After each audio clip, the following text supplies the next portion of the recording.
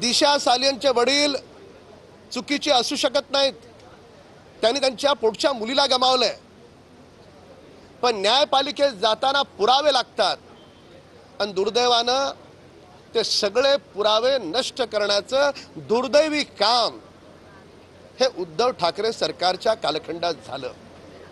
म्हणून सुशांत सिंग राजपूत असेल, आमचे पालघरचे साधू जे हत्याकांड झालं ते प्रकरण असेल, या सर्व प्रकरणामध्ये पुरावे नष्ट करण्याचे काम हे उद्धव ठाकरे सरकारच्या कालखंडात झालं।